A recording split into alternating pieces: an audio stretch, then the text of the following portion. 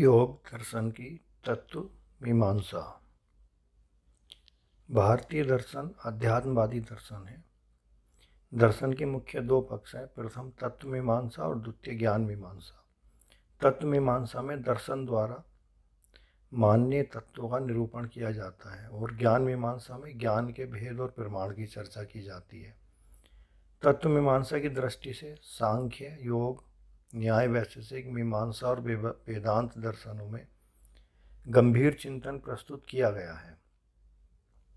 योग दर्शन तत्व मीमांसा के प्रश्नों को सांख्य दर्शन के सहयोग से सुलझा लेता है और अपना ध्यान मुख्य रूप से मोक्ष प्राप्ति के मार्ग पर ही रखता है। इसलिए योग सांख्य दर्शन के तत्वों में ईश्वर को जोड़ देता है और ईश्वर को जोड़कर देखता है और सृष्टि को 26 तत्वों से निर्मित मानता है। इसलिए योग को ईश्वर सांख्य कहा गया है। तत्व मीमांसा में आत्मा, जगत और परमात्मा का अध्ययन किया जाता है। तत्व मीमांसा के क्षेत्र में सद वस्तु का ज्ञान, आत्मा का दर्शन और सृष्टि शास्त्र को भी सम्मिलित किया जाता है। अतः योग की तत्व मीमांसा के अंग ईश्वर, जीव व प्रकृति का वर्णन निम्न प्रकार है। योग दर्शन के अनुसार ईश्वर का स्वरूप। योग दर्शन के अनुसार ईश्वर सृष्टि का निमित्त कारण यानी कर्ता है और प्रकृति एवं पुरुष उसके उपादान कारण है। योग ईश्वर को अनादि, अनंत, सर्वज्ञ, सर्वव्यापक और सर्वशक्तिमान मानता है। उसके अनुसार आत्मा शरीर विशेष में रहता है, ईश्वर सब में निवास करता है, आत्मा भोगता है। योग ईश्वर भोग से अलग नहीं रहता है। महर्षि पतंजलि ईश्वर के स्वरूप का निरूपण करते हुए कहते हैं कि क्लेश कर्म विपाका शरीर परमहंस पुरुष विशेष ईश्वर है। अर्थात क्लेश कर्म, कर्मों के फल और वासनाओं से असंबंधित जो पुरुष विशेष है वह ईश्वर कहलाता है। सूत्र में क्लेश कर्म, कर्मफल यानी विपाक व आशय 4 शब्द आए हैं। योग में ईश्वर से संबंधित इन विषयों के बारे में कहा गया है कि जैसे क्लेश के विषय में कहा है कि क्लिंशतिति क्लेशा, जो दुख देते हैं वे क्लेश कहलाते हैं। ये अविद्या, अस्मिता, राग, द्वेष, अभिनिवेश 5 प्रकार के क्लेश हैं। ईश्वर इन सबसे दूर है। कर्म, इन क्लेशों से धर्म, अधर्म, शुभ, अशुभ और इनसे मिश्रित ये 3 प्रकार के कर्म होते हैं। योग सूत्र में कहा भी गया है कि कर्म शुक्ला कृष्णम योगिनी त्रिविध मित्रेशाम, अर्थात इन प्रकार के कर्मों से ईश्वर मुक्त है और परे है। विपाक के विषय में कहा गया है कि विपच्यंत इति विपाका, अर्थात जो कर्म परिपक्व हो जाते हैं वे विपाक कहलाते हैं। अर्थात उन सकाम कर्मों के फल सुख दुख रूपी जाति, आयु और भोग विपाक कहलाते हैं। अर्थात कर्मों के फल को विपाक कहते हैं। ईश्वर इन सब से भी परे है। आशय के विषय में कहा गया है कि आफल विपाकिश्चित भूमो सेरत इत्याशया, अर्थात वे वासना जो फल पकने तक चित्त भूमि में पड़ी हुई सोती हैं वह आशय कहलाती हैं। अर्थात जो कर्म अभी तक पककर जाति, आयु और भोग रूपी फल नहीं दे पाए हैं, उन कर्म फलों के वासना रूप जो संस्कार हमारे चित्त भूमि में पड़े हुए हैं ये आशय कहलाते हैं। उपयुक्त क्लेश कर्म आदि चारों जो 3 काल में लेश मात्र भी संबंध नहीं है, वह अन्य पुरुषों से विशेष चेतन पुरुष ईश्वर कहलाता है। यानी ईश्वर इन सबसे मुक्त है। अविद्या, अस्मिता, राग और अभिनिवेश ये 5 क्लेश हैं। राग द्वेष आदि से उत्पन्न शुभ अशुभ कर्मजन्य होने से पाप पुण्य कर्म कहे जाते हैं। पुण्य और पाप से जन्य जाति, आयु, भोग रूप जो सुख दुख हैं वे विपाक कहलाते हैं तथा सुख और दुख से उत्पन्न वासना आशय कही जाती है। इन सभी से रहित जीव इत्यादि से भिन्न जो चेतन तत्व है वह ईश्वर कहलाता है। अन्य जीवात्माएं क्लेश आदि से परामृष्ट होने के कारण साधारण पुरुष हैं। यद्यपि क्लेश आदि चित्त में रहते हैं, पुरुष से इसका कोई संबंध नहीं है, फिर भी अविवेकी या अविवेक से बुद्धि को अपना स्वरूप मान लेने से बुद्धिगत सुख दुख का भोग वह पुरुष ही माना जाता है। यह मान्यता वैसी ही है जैसे युद्ध में जय और पराजय सैनिक की होती है, किंतु राजा में जय और पराजय का व्यवहार होता है। वह ईश्वर इस प्रकार के काल्पनिक सुख दुख के भोग से असंबंधित है, इसलिए वह पुरुष विशेष कहलाता है। ईश्वर का अर्थ। ईश्वर के अर्थ के संबंध में कहा गया है कि ईसनशील इच्छा मात्रेण सकल जगदुद रक्षणम। ईसन अर्थात ईसनशील अर्थात इच्छा मात्र से जो संपूर्ण जगत के उद्धार करने में समर्थ है, वह ईश्वर है। यद्यपि विधेय और प्रकृति लीन आदि अनेक केवली पुरुष भी क्लेश कर्म आदि से रहित होते हैं, किंतु फिर भी वे ईश्वर नहीं कहला सकते, क्योंकि वे प्राकृतिक, वैकारिक और दाक्षिणिक इन तीन बंधनों का छेदन करके कैवल्य को प्राप्त हुए हैं। उनमें बंधन की संभावना बनी रहती है, किंतु ईश्वर तो सदैव मुक्त है, इसलिए वह पुरुष विशेष है। ईश्वर काल से अविच्छिन्न है। ब्रह्मा, अंगिरा आदि ऋषियों अथवा देवों को ईश्वर नहीं समझना चाहिए, क्योंकि वे ब्रह्म आदि देवता तथा अंगिरा आदि ऋषि सृष्टि तथा प्रलय से उत्पत्ति व विनाश को प्राप्त होने वाले हैं। परमेश्वर चूंकि सदा विद्यमान है, इसलिए वह काल से परिच्छिन्न है। ब्रह्म आदि देवों को तथा अंगिरा आदि ऋषियों को उत्पन्न करके ईश्वर उनको उपदेश देता है, उनके हृदय में ज्ञान का प्रकाश करते हैं, अतः परमेश्वर उन सबका गुरु भी है। इसके विषय में योग सूत्र में कहा भी गया है कि स एष पूर्वे सामपि गुरु कालेनान वच्छेदात। ईश्वर का वाचक पद या शब्द ओम है। पातंजलि ने योग सूत्र में कहा है कि तस्य वाचक प्रणव है। ओंकार को प्रणव कहा जाता है। सूत्र में ओंकार शब्द नहीं कहा, अपितु प्रणव कहा है। वस्तुतः प्रणव ओंकार का विशेषण है। चूंकि ओम शब्द के द्वारा परमेश्वर की स्तुति की जाती है, इसलिए ओम को प्रणव कहा है। यूँ तो ओम भी परमात्मा का नाम ही है, किंतु उसका विशेषण ही है। अवति इति ओम है। यह बात कहकर ओम को परमात्मा का विशेषण कहा है। चूँकि परमात्मा ही सबका रक्षक है, इसलिए ओम कहलाता है। फिर भी श्रुति, स्मृति, पुराण आदि में परमेश्वर का वाचक शब्द ओम ही प्रसिद्ध है, इसलिए ओंकार को ईश्वर का वाचक और ईश्वर को ओंकार का वाच्य कहा गया है।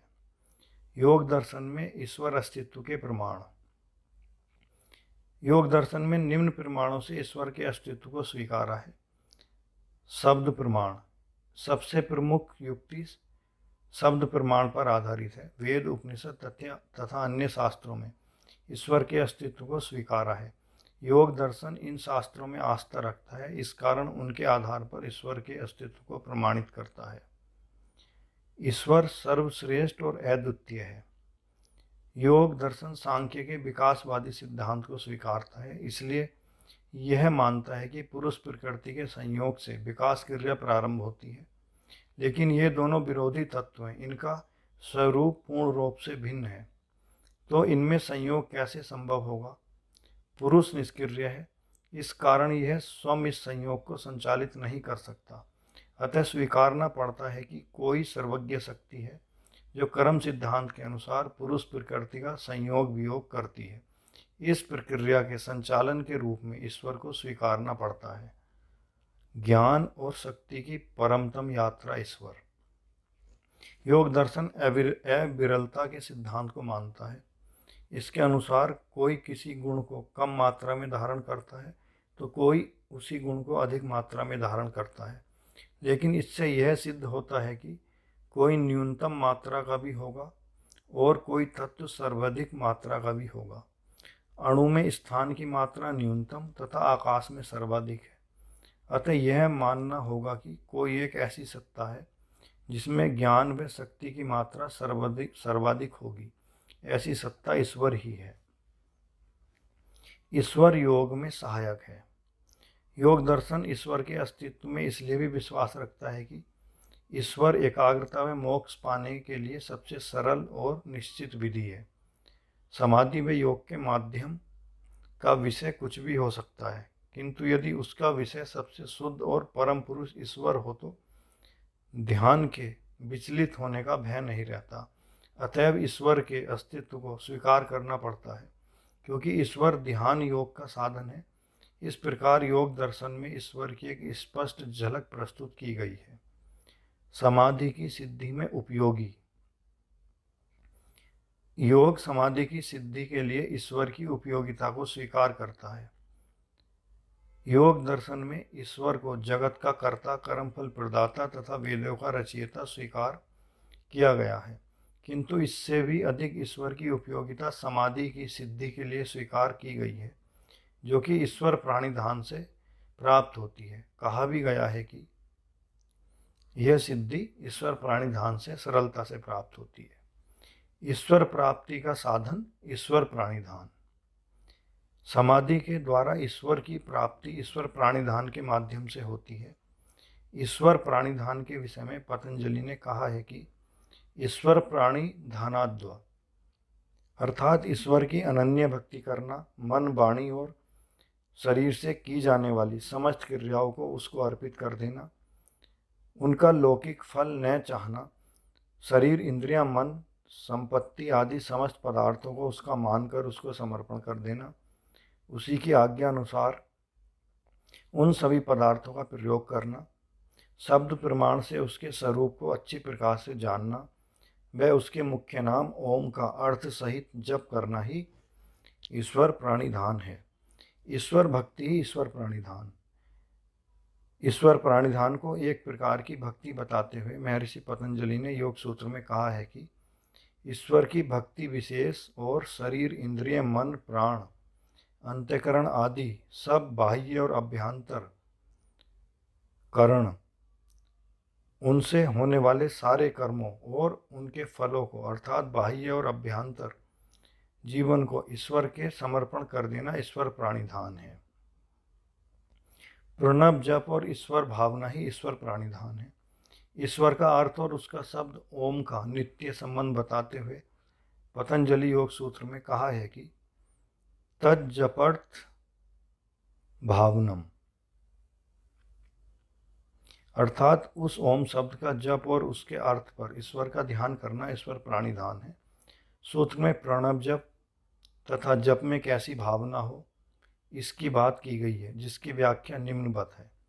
वाणी से बार बार ओम शब्द का उच्चारण करना जप कहलाता है। उच्चारण करते समय मन का संबंध ओम शब्द के साथ होना चाहिए, तभी वह उच्चारण जप कहलाएगा।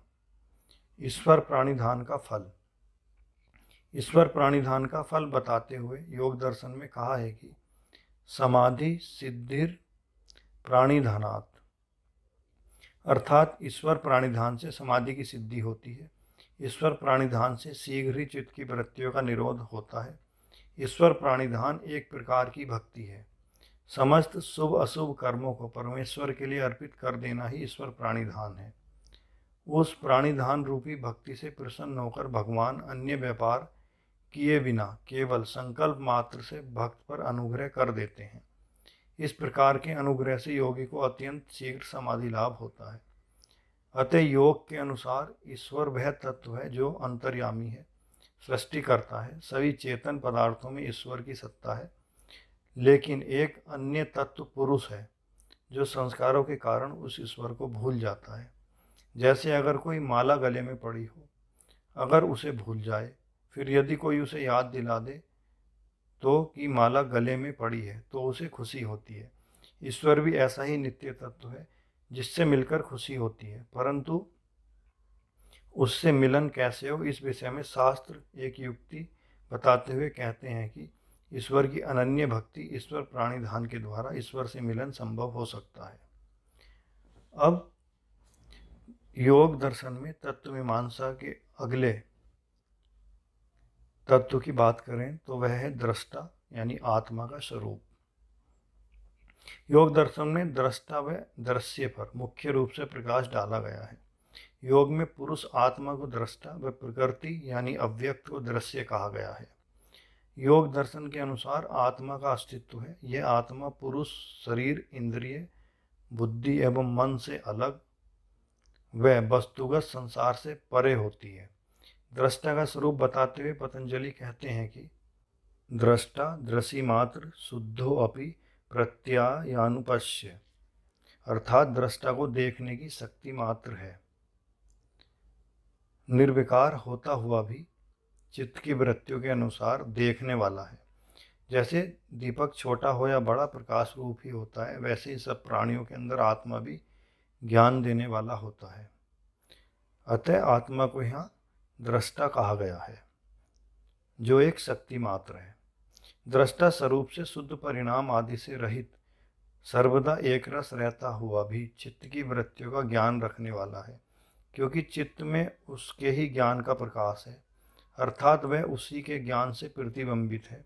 योग दर्शन में मुख्य रूप से पुरुष, प्रकृति व ईश्वर पर प्रकाश डाला गया है।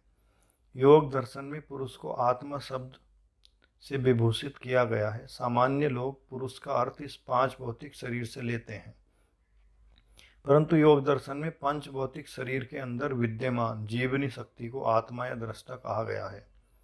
योग दर्शन के अनुसार प्रकृति जड़ व पुरुष या दृष्टा चेतन है। दृश्य दृष्टा के बिना अधूरी है। दृश्य को जिस चेतन तत्व की आवश्यकता होती है उसे दृष्टा कहा जाता है। यह प्रकृति या दृश्य से भिन्न होता है। दृष्टा विवेकी, निर्गुण, अविषयी व अपरिणामी है। दृष्टा न किसी का कारण है और न किसी का कार्य है। दृष्टा शरीर, इंद्रिय, मन, बुद्धि, अहंकार से अलग है। यह सांसारिक विषय नहीं है, अतः अविषयी व निर्गुण है। योग के अनुसार दृष्टा वह शुद्ध चैतन्य स्वरूप है जो सर्वदा ज्ञाता के रूप में रहता है। वह कभी भी ज्ञान का विषय नहीं है। चूँकि दृष्टा त्रिगुणातीत है, इसलिए उसमें कोई क्रिया नहीं है।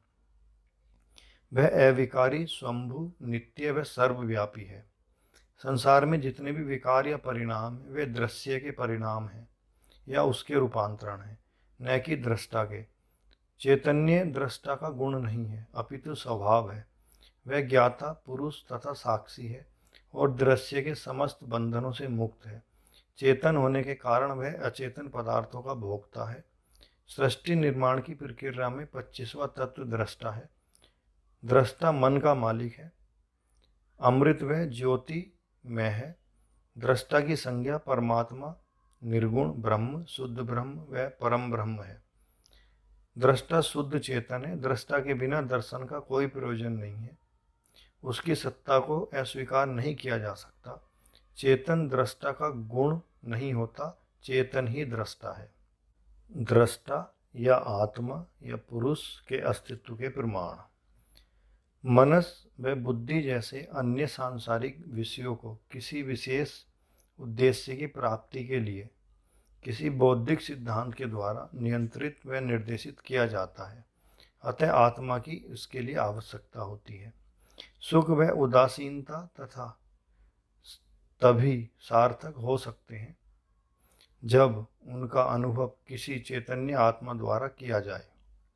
अतः कोई न कोई चैतन्य आत्मा अवश्य है जो सुख दुख से प्रभावित होकर आत्मा की अनुभूति कराता है।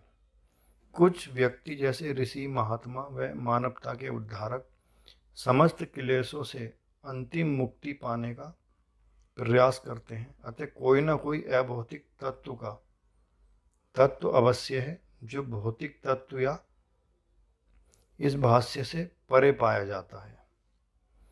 अब योग दर्शन की तत्व मीमांसा के अगले तत्व की बात करें तो वह है दृश्य यानी प्रकृति। दृश्य व प्रकृति का स्वरूप। योग दर्शन में प्रकृति को दृश्य कहा है।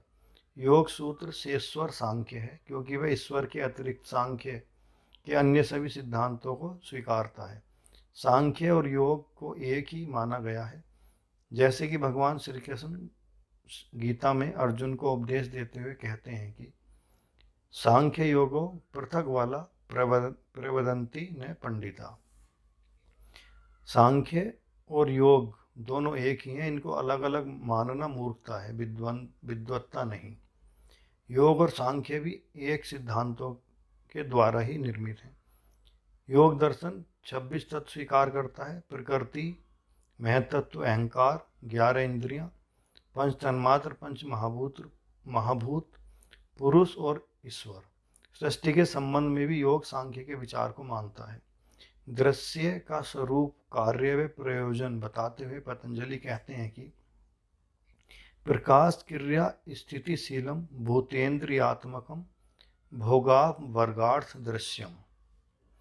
अर्थात प्रकाश क्रिया और स्थिति जिसका स्वभाव है, भूत और इंद्रिय जिसका स्वरूप है, भोग व अपवर्ग जिसका प्रयोजन है, वह दृश्य कहलाता है, यानी प्रकृति कहलाता है। सूत्र में प्रकाश, क्रिया व स्थिति, इन तीन स्वभाव की बात की गई है। ये तीनों गुण सत्व रज तम के हैं, अतः तीनों गुण और जो इनसे बना है वह दृश्य है। योग दर्शन में प्रकृति को दृश्य कहा गया है। यह सृष्टि का मूल कारण है, यह आदि कारण है। प्रकृति दो शब्दों से मिलकर बना है, प्रय प्लस कृति। प्रय का अर्थ है पूर्व व कृति का अर्थ है रचना, अर्थात यह सृष्टि से पूर्व की रचना है। इस प्रकृति पर सभी कार्य आधारित हैं तथा यह जगत का पहला तत्व है। दृश्य के विभिन्न नाम। लोकाचार्य ने लिखा है कि विकारों को उत्पन्न करने के कारण यह प्रकृति कही जाती है। इसे अविद्या भी कहते हैं क्योंकि यह ज्ञान की विरोधी है। इसे माया भी कहते हैं। प्रकृति अत्यंत सूक्ष्म व अदृश्य है। इसकी उत्पत्ति को देखकर ही इसका अनुमान लगाया जा सकता है, इसलिए प्रकृति को अनुमान भी कहते हैं। प्रकृति जड़ व अचेतन तत्व के रूप में जड़ भी कही जाती है। यह सदैव गतिशील असीम शक्ति जड़ के रूप में शक्ति कहलाती है। सभी वस्तुओं की अव्यक्त अवस्था के रूप में यह अव्यक्त कहलाती है। इस प्रकार प्रकृति के कई नाम हैं, जैसे प्रकृति, प्रधान, अविद्या, माया, अनुमान, जड़, शक्ति व अव्यक्त। अतः वह मूल कारण जिसके आगे हम बढ़ नहीं सकते, जो सभी पदार्थों का कारण है और जिसका कोई कारण नहीं है, वह दृश्य है। प्रकृति का मुख्य कार्य सृष्टि प्रक्रिया है। सृष्टि प्रक्रिया में 23 तत्वों की उत्पत्ति होती है तथा 25 तत्व भाग लेते हैं। दृश्य व दृष्टा के गुणों को हम निम्न प्रकार भी समझ सकते हैं, जैसे आत्मा चेतन है, प्रकृति जड़ है। आत्मा विषयी है, प्रकृति विषय है। आत्मा त्रिगुणातीत है, प्रकृति त्रिगुणात्मक है। आत्मा अनेक है, प्रकृति एक है। आत्मा निष्क्रिय है, प्रकृति सक्रिय है। आत्मा काल से परे है, प्रकृति देश काल में बंधी है। आत्मा भोक्ता है, प्रकृति भोग्या है। आत्मा ज्ञान स्वरूप है, प्रकृति अविद्या है। आत्मा जगत से परे है, प्रकृति जगत का आदि कारण है। आत्मा बंधन से मुक्त है, प्रकृति बंधन का कारण है। अब यदि सृष्टि प्रक्रिया की बात करें जो कि दृश्य के अंतर्गत आती है, तो वह क्या है? सांख्य के अनुसार साम्य अवस्था में प्रकृति सूक्ष्म रूप में रहती है, जिसे प्रधान, मूल या अव्यक्त आदि नामों से जाना जाता है। सांख्य प्रकृति में सत्व, रज और तम तीन गुणों की अवस्था मानता है। सृष्टि प्रक्रिया के प्रारंभ में तीनों गुणों की प्रलय अवस्था हो जाती है। पुरुष व प्रकृति का संयोग होने पर गुणों की साम्य अवस्था में यानी सम अवस्था में हलचल मचती है, जिससे सृष्टि प्रक्रिया प्रारंभ होती है, जिससे सतोगुण की मात्रा बढ़ जाती है। रज तम गुण गौड़ हो जाते हैं। इस अवस्था में प्रकृति के सबसे पहले विकार महत यानी समष्टि बुद्धि तत्व की उत्पत्ति होती है। फिर इससे अहंकार की उत्पत्ति होती है। अहंकार से पंच ज्ञानेंद्रियां, पंच कर्मेंद्रियां, 5 तन्मात्र, 5 महाभूत और मन, ये 16 पदार्थ उत्पन्न होते हैं। इनमें से पंच तन्मात्राओं से पंच महाभूतों की उत्पत्ति होती है। इस प्रकार ये प्रकृति के 23 विकार उससे उत्पन्न होते हैं। पंच महाभूतों से स्थूल जगत का निर्माण होता है। प्रकृति के 3 गुण सत्व, रज, तम हैं, अर्थात 24 तत्व सत, रज, तम का गुण रखते हैं। इनमें हलचल के बाद हर एक गुण प्रमुख होना चाहता है। एक के बाद एक गुण की प्रबलता का चक्र चलता रहता है तथा प्रत्येक की प्रधानता के साथ एक नए पदार्थ का निर्माण इस सृष्टि प्रक्रिया में होता है। सांख्य की सृष्टि प्रक्रिया की इस अवधारणा को योग जो का त्यों स्वीकार करता है। सृष्टि यानी प्रकृति का प्रयोजन। दृश्य का प्रयोजन बताते हुए पतंजलि कहते हैं कि तदर्थ एव दृश्य आत्मा, अर्थात उस पुरुष के लिए ही यह सारा दृश्य का स्वरूप है। दृश्य का जो स्वरूप है वह पुरुष के प्रयोजन के हेतु है, यानी उसके लिए है, क्योंकि प्रकृति अपने किसी भी प्रयोजन की अपेक्षा न करके केवल पुरुष के भोग व अपवर्ग के लिए ही कार्य करती है, व प्रवृत्त होती है। प्रकृति की यदि विशेषताओं की बात करें तो प्रकृति समस्त भौतिक एवं मानसिक जगत का मूल कारण है। इस विशेषता के साथ प्रकृति की अन्य विशेषताएं निम्नलिखित हैं। अत्यंत सूक्ष्म तत्व। प्रकृति इतनी सूक्ष्म है कि इसका प्रत्यक्ष हम नहीं कर सकते। हम केवल जगत को देखकर इसके कारण के रूप में प्रकृति के अस्तित्व का अनुमान लगा सकते हैं। अहेतु। प्रकृति सबका कारण है किंतु प्रकृति का कोई कारण नहीं है, इसलिए इसे अहेतु कहा गया है। यह अमूलम मूल, अर्थात बिना मूल यानी कारण की मूल है। नित्य एवं अनश्वर। प्रकृति का अर्थ है पूर्व प्रकृति, जो पूर्व से ही स्थित हो। दूसरे शब्दों में अनादिकाल से है। अनादिकाल से स्थित ये प्रकृति निश्चय ही नित्य होगी, क्योंकि जो अनादि है वह अनंत भी होता है। नित्य होने से उसका अनश्वर होना भी सिद्ध होता है। सर्वव्यापक। इसमें संपूर्ण जगत उत्पन्न होता है, इसलिए सर्वव्यापक है। अकिर्य। सर्वव्यापक है, अतः उसे क्रिया की अपेक्षा नहीं है। प्रकृति एक है। प्रकृति अनेक पदार्थों की कारण है, परंतु वह एक है। अनाश्रित। प्रकृति कोई कार्य नहीं है, अतः उसकी उत्पत्ति का कोई कारण नहीं है जिस पर वह आश्रित रहे, अतः वह अनाश्रित है। अलिंग, अर्थात लय न होना। चूंकि प्रकृति का कोई कारण नहीं है, अतः उसको अपने कारण में लय होना संभव नहीं है, इसलिए उसे अलिंग भी कहा गया है। निरवयव। शब्द, स्पर्श, रूप, रस और गंध ये अवयव हैं। प्रकृति में ये नहीं होते, इसलिए वह निरवयव है। स्वतंत्र। प्रकृति अकारण होने के कारण किसी की अधीन नहीं है, अतः वह स्वतंत्र है। त्रिगुणात्मिका। सत्य, रज और तम, इन तीनों गुणों की साम्य अवस्था ही वस्तुतः प्रकृति है, इसलिए इसे त्रिगुणात्मिका भी कहा है। अविवेकी। प्रकृति में विवेक नहीं होता। विषय। प्रकृति विषय है जो चैतन्य पुरुष द्वारा भोग के योग्य, अर्थात उसका भोग या उपभोग पुरुष करता है। अचेतन। प्रकृति जड़ है, इसलिए इसे अचेतन भी कहते हैं। प्रसव धर्मी। यह उत्पन्न करने का स्वभाव रखती है, यानी इससे अन्य तत्व भी उत्पन्न होते हैं, इसलिए प्रसव धर्मी है। पुरुष और प्रकृति का संबंध। रिलेशंस बिटवीन पुरुष एंड प्रकृति। सांख्य के मतानुसार पुरुष और प्रकृति के सहयोग से संपूर्ण विश्व निर्मित होता है। पुरुष और प्रकृति का संबंध एक अद्भुत संबंध है जो एक दूसरे को प्रभावित करता है। जिस प्रकार विचार का प्रभाव शरीर पर पड़ता है, उसी प्रकार पुरुष का प्रभाव प्रकृति पर पड़ता है। जिस प्रकार चुंबक के सन्निधि से, यानी चुंबक के पास आने से लोहे को चुंबक की शक्ति चलायमान कर देती है, उसी प्रकार पुरुष के पास या सन्निधि मात्र से प्रकृति क्रियाशील हो जाती है।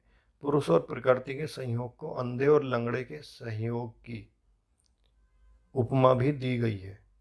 कथा है कि जंगल में एक समय एक अंधा और एक लंगड़ा व्यक्ति था। दोनों एक दूसरे के सहयोग से जंगल से पार हो गए थे। अंधे ने लंगड़े को अपने कंधे पर बैठा लिया था तथा लंगड़े ने पथ प्रदर्शन किया था। इस प्रकार दोनों जंगल से बाहर हो गए। प्रकृति और पुरुष का संयोग भी ऐसा ही माना गया है। प्रकृति को अंधे के समान तथा पुरुष को लंगड़े के समान माना गया है। जिस प्रकार लंगड़ा अंधे का पथ प्रदर्शन करता है, उसी प्रकार पुरुष प्रकृति का पथ प्रदर्शन करता है। निष्कर्ष रूप में कह सकते हैं कि योग दर्शन के अनुसार ईश्वर सृष्टि का निमित्त कारण यानी करता है और प्रकृति एवं पुरुष उसके उपादान कारण है। योग ईश्वर को अनादि अनंत सर्वज्ञ सर्वव्यापक और सर्वशक्तिमान मानता है। उसके अनुसार आत्मा शरीर विशेष में रहता है, ईश्वर सब में निवास करता है, आत्मा भोगता है।